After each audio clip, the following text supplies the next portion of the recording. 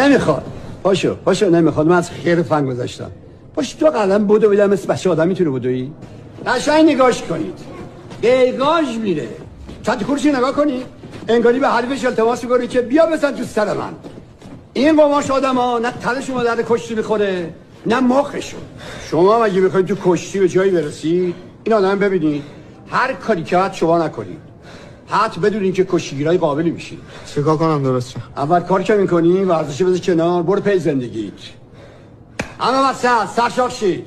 به نام خداوند نعمت بخشنده رحم گستر. سست و دلسرد نشوید و روحیه خود را از دست ندهید. از خداوند یاری بخواهید و صبر و استقامت پیشه کنید. تو اسم چیه؟ غلامرضا تختی.